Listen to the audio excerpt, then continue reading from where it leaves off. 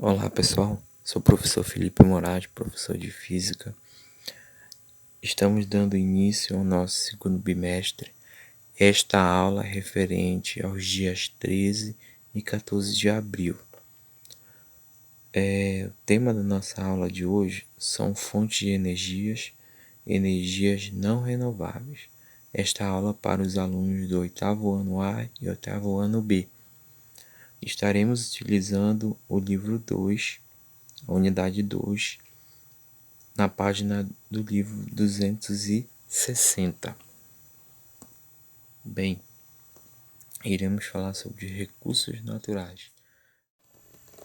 Bem, recurso natural pode ser definido como qualquer elemento ou aspecto da natureza que esteja em demanda, seja passivo de uso ou esteja sendo utilizado pelo homem, direta ou indiretamente, como forma de satisfação de suas necessidades físicas e culturais em detrimento do tempo e o espaço.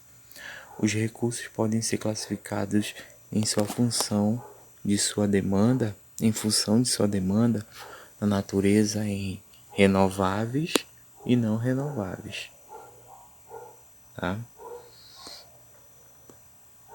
Os recursos não renováveis são recursos naturais de formação lenta que, face às taxas de consumo, rapidamente se esgotam, não sendo possível a sua reposição à escala da vida humana. Então, os recursos não renováveis são aqueles que, quando são extraídos ou utilizados por um período determinado de tempo, não se regeneram naturalmente, como por exemplo o petróleo e os minérios. Já os recursos renováveis são recursos naturais que são repostos à medida que são consumidos. Então, alguns dos recursos considerados renováveis são aqueles que são repostos ou regenerados de forma espontânea pela natureza, como por exemplo a energia solar, a água, o ar, por exemplo. Então, os recursos podem ser classificados, como eu já havia falado, em recursos não renováveis e recursos renováveis. Esses aqui são alguns exemplos. Então, recursos não renováveis são os combustíveis fósseis, urânio, minerais e rochas, sendo que os combustíveis fósseis são o carvão, petróleo e o gás natural. Já os recursos renováveis, podemos citar a radiação solar, o vento, a água, o solo, o calor do interior da Terra. Bem, a matriz energética brasileira é bastante diversificada, sendo composta por fontes renováveis e não renováveis. O Brasil apresenta uma das matrizes energéticas mais renováveis do mundo industrializado. Aproximadamente 43% da produção da energia do país é proveniente de fontes de energias renováveis, sendo elas a energia eólica, hidráulica, solar, biomassa, responsável pela produção de biocombustíveis como o etanol.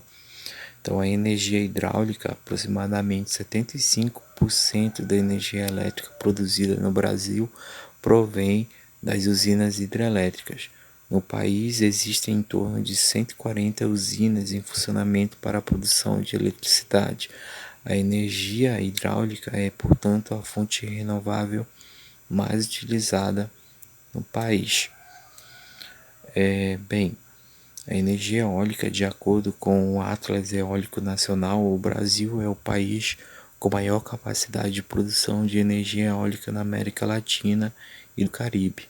O Nordeste brasileiro é a região com maior potencial para a produção de energia por meio de ventos. Temos também a energia solar, temos a energia de biomassa, porém, apesar da significativa representatividade das fontes renováveis da matriz energética brasileira, o consumo de fontes de energia não renováveis no país ainda é maior que o de renovável, como a gente pode perceber no gráfico, onde recursos não renováveis somam 53,6% em relação aos recursos renováveis, que no total nós temos 46,4%. Mas essa realidade é uma realidade momentânea, uma vez que futuramente os recursos renováveis no mundo todo devem ser substituídos, né? Os recursos não renováveis devem ser substituídos pelos recursos renováveis, uma vez que os recursos não renováveis são esgotáveis, um dia irá acabar. Então essa troca pelos recursos renováveis é inevitável.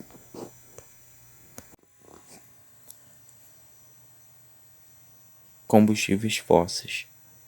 Os combustíveis fósseis são combustíveis formados por meio de processos naturais, como a decomposição de organismos mortos soterrados. Contém alta quantidade de carbonos usado para alimentar a combustão. São usados como combustíveis o carvão mineral, o gás natural e o petróleo. Vamos iniciar com o carvão. Então, o carvão mineral é uma fonte de energia não renovável que advém de rochas sedimentares de origem fóssil. Ele não está na superfície e para retirá-lo da natureza é preciso extraí-lo do fundo do subsolo. Usado em centrais térmicas, para a produção de eletricidade, siderúrgicas e indústrias. Bem, a jazida de carvão mineral, que é uma jazida. Então, jazida é um depósito natural, podendo ser de minerais ou de fósseis, que podem existir em afloramento ou no subsolo. Quando a jazida é explorada, estamos na presença de uma mina ou de uma pedreira. Então, esta é uma jazida de carvão mineral. Bem, a história do carvão mineral esse carvão mineral começou a ser utilizado em larga escala como fonte de energia na época da Revolução Industrial no século XVIII. Nessa época era usado para gerar energia às máquinas e às locomotivas. Até hoje é utilizado como fonte de energia. Bem, o carvão mineral tem suas vantagens e as suas desvantagens. As suas vantagens são que o preço de extração é muito baixo, há alto rendimento no aquecimento de caldeiras, fácil manipulação na produção de energia térmica, é uma boa alternativa de combustível e a sua queima dura por mais tempo. Enquanto suas desvantagens são, como qualquer combustível fósseis, o carvão mineral acaba, ou seja, não é renovável. A queima de carvão mineral libera para a atmosfera carbono na forma de gases do efeito estufa. Na sua extração em minas profundas, às vezes ocorre acidentes com morte de mineradores. Acaba com as florestas e produz muita fuligem preta. Então aqui nós temos um exemplo de como funciona as termoelétricas. Então tudo começa com a caldeira. Na caldeira nós temos aqui, então nós temos as caldeiras, que nada mais é do que um reservatório onde tem água. Essa água está sendo aquecida pela fornalha e nesta fornalha é que são colocados como queima o carvão mineral. Esse carvão mineral, ao ser aquecido, aquece a água que está nesse reservatório. Essa água ela vai evaporar, vai produzir vapor d'água. Esse vapor d'água vai fazer com que a turbina gire. A turbina, ao girar, faz com que o gerador também gire, produzindo assim energia elétrica. Porém, esse vapor vai ser condensado e vai ser transformado novamente em água, reiniciando novamente o ciclo. Então aqui só para simplificar o funcionamento de uma usina termoelétrica, como eu havia falado para vocês anteriormente, tá bem? Então vamos agora ao petróleo e o gás natural. Então, petróleo é um líquido viscoso menos denso que a água e formado por uma mistura complexa de compostos orgânicos, principalmente hidrocarbonetos, que são compostos cujas moléculas são formadas somente por átomos de carbono e de hidrogênio, associados a pequenas quantidades de outras classes de compostos que contêm nitrogênio, oxigênio e enxofre. Sobre a formação do petróleo e do gás natural, acredita-se que no nosso planeta a Terra tem a idade da ordem de bilhões de anos, e a idade de uma jazida de petróleo pode variar de 10 a 400 milhões de anos, de tal forma que o petróleo está localizado apenas nas bacias sedimentares. Junto desse recurso mineral, encontram-se associados a água e o gás natural, ou seja, metano e o etano. Então, grandes e inúmeros fenômenos marcaram esse período, como erupções vulcânicas, deslocamentos de polos, separação de continentes, movimentação dos oceanos e a ação dos rios, acomodando a crosta terrestre. Sendo assim, ao longo de milhares de anos, restos de animais e vegetais mortos depositaram-se no fundo de lagos e mares e lentamente foram cobertos por sedimentos como pó de calcário, areia e etc. Dessa forma, consideraram-se remotas as chances de encontrar petróleo nas rochas ígneas e metamórficas. Então, mais tarde, esses sedimentos se transformaram, em rochas sedimentares, como o calcário e o arenito. Então, as altas pressões e temperaturas exercidas por essa matéria orgânica causaram reações químicas complexas, formando assim o petróleo.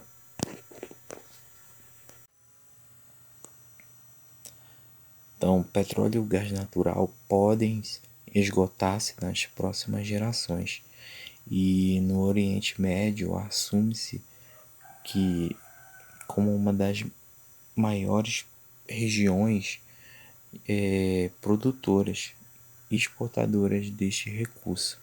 Então, o petróleo usado em centrais pode ser utilizado em centrais térmicas para a produção de eletricidade sob a forma de gasóleo e gasolina como combustíveis e seus derivados em plásticos, tintas, borrachas, entre outros, enquanto que o gás natural, seu uso doméstico é o mais utilizado e também pode ser utilizado em centrais térmicas para a produção de energia elétrica. Então, após ser extraído, o petróleo é transportado para as refinarias para ser processado, a fim de se produzir os seus derivados. Isso é feito por meio de um processo chamado de destilação fracionária. Fracionária ou fracionada. Então, gente, como funciona a refinaria de petróleo? Então, esse processo é feito pela destilação fracionada e é utilizado na separação de componentes do petróleo.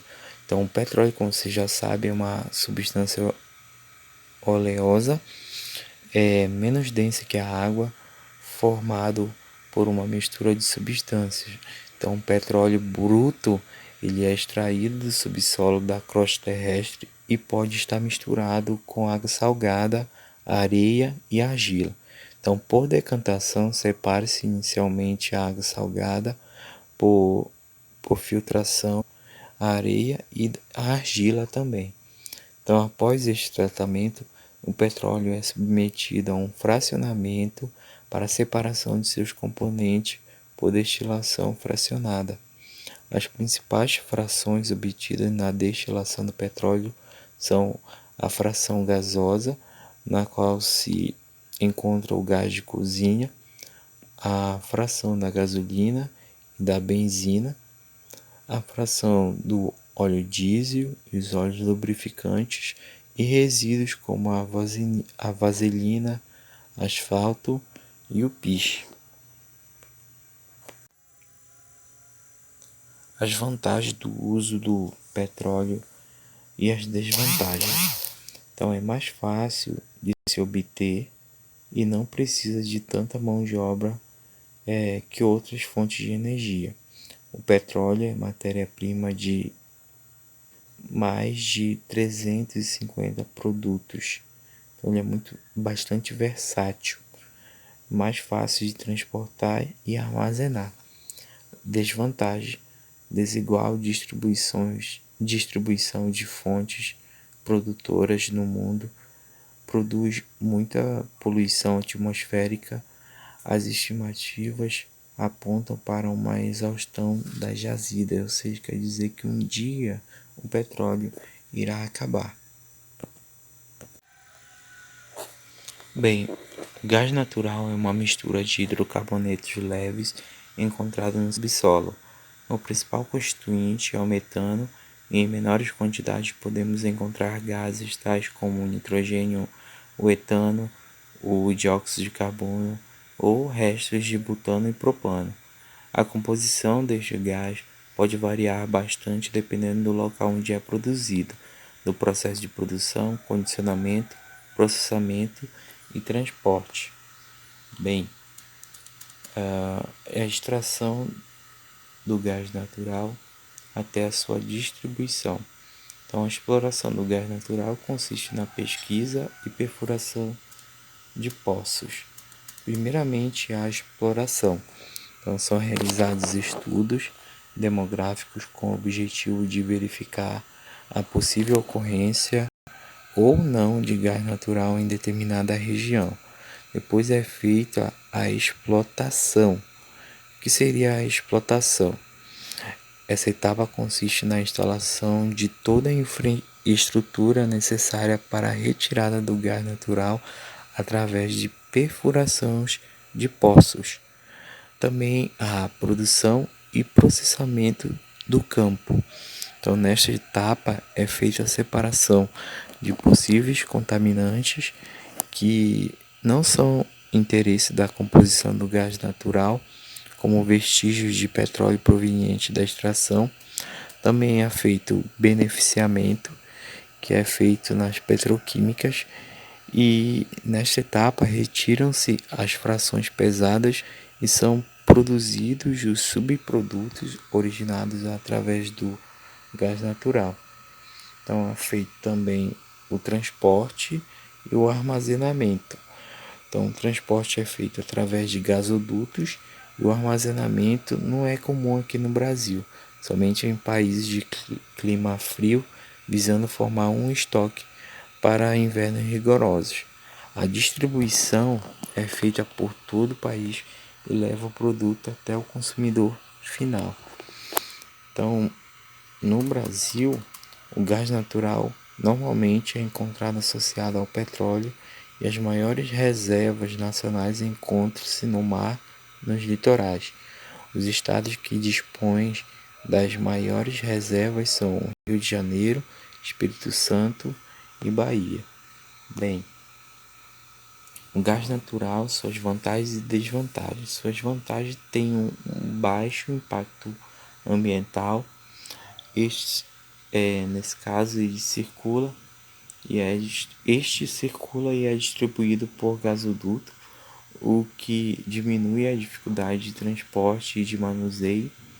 Possui menos contaminantes que outras fontes de energia, como óleo diesel, por exemplo. Desvantagem: é uma fonte de energia não renovável, logo é finito, apresenta riscos de asfixia, incêndio, explosão, pode ser, pode ser mais leve que o ar, então o gás natural tende a acumular-se nas partes mais elevadas quanto em ambientes fechados. Em caso de incêndio em locais como insuficiência de oxigênio, poderá ser gerado o monóxido de carbono, altamente tóxico. Então, alguns impactos ambientais em relação aos combustíveis fósseis. O carvão é abundante, barato, mas é fonte de energia mais poluente, sobretudo pela emissão de dióxido de carbono, dióxido de enxofre, dióxido de azoto e partículas da atmosfera. O petróleo é muito poluente, desde a extração ao transporte, refinação e na fase final durante a combustão com a emissão de gases poluentes. O gás natural, como é mais leve que o ar, dissipa-se rapidamente em caso de fuga. Invariavelmente, essas matérias-primas provocarão distúrbios na saúde pública, como derrame provocarão derrame de hidrocarbonetos, em mares, em oceanos, impacto ambiental resultante da exploração de jazidas fósseis e alterações climáticas devido ao acúmulo de combustíveis fósseis na atmosfera, aumentando aí o aquecimento global.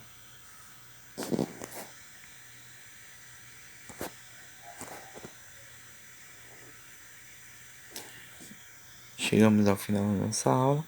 Temos uma atividade do livro na página 271, 272 e 273. Você vai resolver a questão número 2, 3, 4, 5, 8 e 9. Então, tudo bem?